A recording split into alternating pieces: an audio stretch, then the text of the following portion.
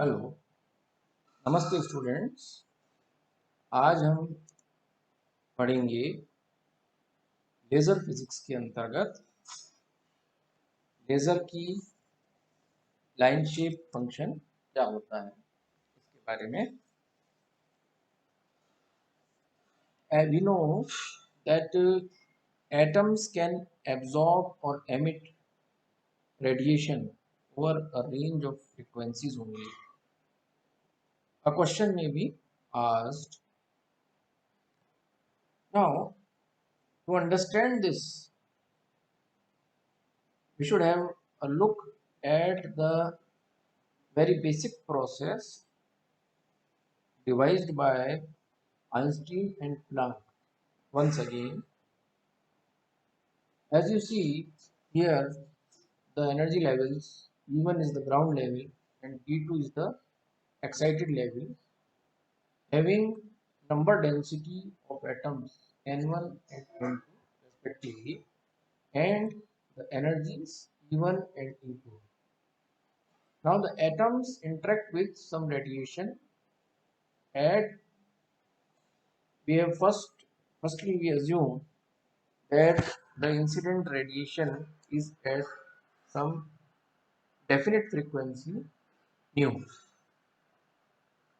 It goes to the excited level, then after a very short interval of time it regains its original position and a radiation is emitted.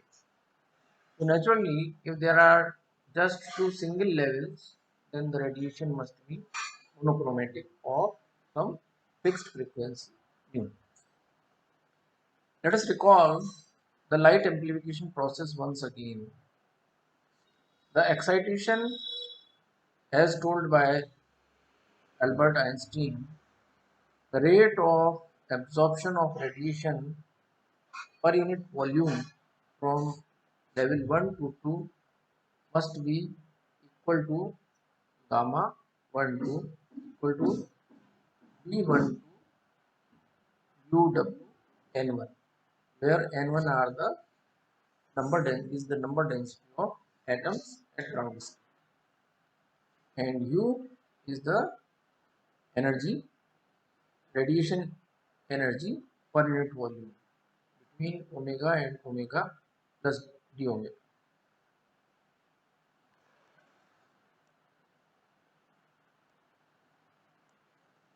Here N1 are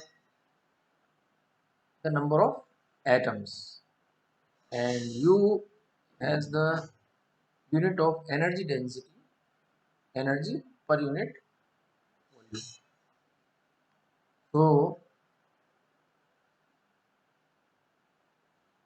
per unit frequency interval. Now the de-excitation similarly it depends on again a constant Einstein's constant coefficient B21, and the rate of transition from 2 to 1 is proportional to u omega n2, where n2 are the number of atoms in the excited level. So the rate of downward transitions per unit volume must be equal to B21 u omega n2. Now atoms they uh, atoms they absorb energy and go to the excited level, and now this process is under the presence of some radiation. So it is the absorption of radiation, and the emission is also, if the emission is also under some stimulating radiation, then it is called stimulating emission. However, mostly what happens, the emission is a spontaneous process. So that does not depend upon the incident radiation. and that rate is A21 N2 from higher level to lower level. Now once when the equilibrium is reached, we have the rate of upward transitions equal to the rate of downward transitions, and we have N1 B12 U equal to N2 B21 U plus N2 B21. Now collecting the U, we have N1 B12 minus N2 B21 equal to N2 A21, from which we obtain the energy density A21 N2 divided by N1 B12 minus N2 B21. Now dividing numerator and denominator by N2, we obtain A21 divided by N1 by N2 B12 minus B. Now using the Boltzmann law of distribution, which of atoms we have of the microstates are E1 and E2 at temperature T. So the number of atoms in this energy state must be equal to N0, where N0 are the ground state atoms at temperature absolute zero, you may say. Then N1 equal to N0 e raised to minus E1 by kBt, and N2 equal to N0 e raised to minus E2 by kBt, where kb is the Boltzmann constant 1.38 into 10 to the power minus 23 joule per kilogram mole per degree Kelvin. Now here you see that this energy density, radiation energy, it depends, it is a function of frequency. The spectrum is the spectrum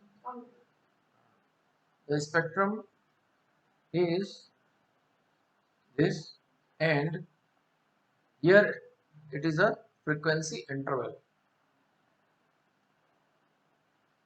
Now working this out, N1 by N2, for substituting at this place, we have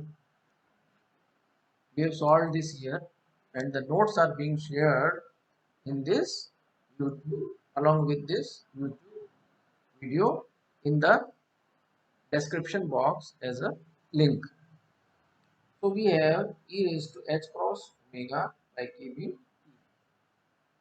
On substituting this, we have u omega is equal to a21 by b12 e raised to h cross omega by kb. If you compare it with the Planck's radiation law, we have A21 by B21.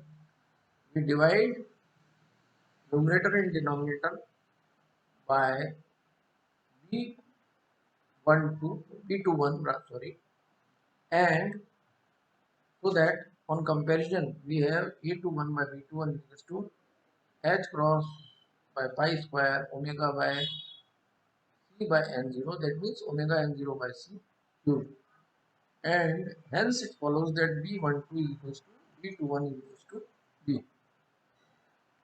Now we continue it further. At thermal equilibrium between atomic system and radiation field, the number of spontaneous emissions by number of stimulated emissions, which is some constant value R, it is for a system, it is A21 N2 by B21 U N2. On substituting U from above, from here, we see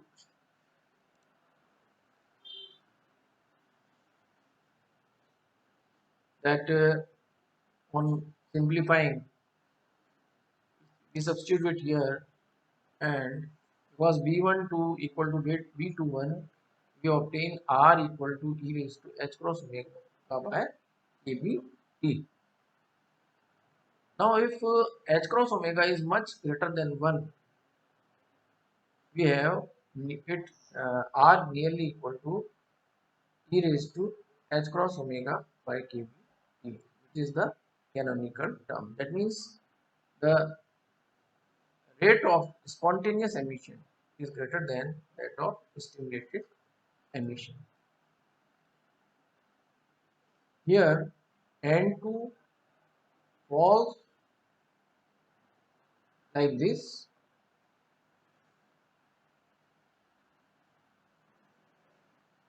and with time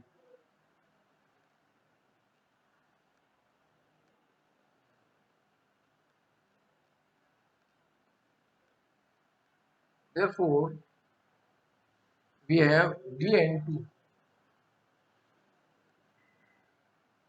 we have dN2 by dt from equation 3. From equation 3, this term is equal to minus dN2 by dt. dN2 by dt is equal to A21 N2, and if we very easily integrate it, we obtain this thing, this plot. N2 is equals to N0 e raised to minus e by minus e raised to minus A21 by A21 into t. So naturally at time t equal to 1 by A21,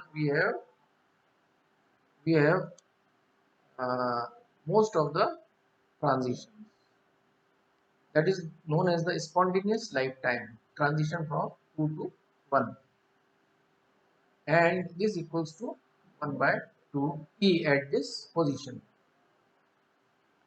So now there are few things to be discussed that we shall study in the next lecture. Thank you.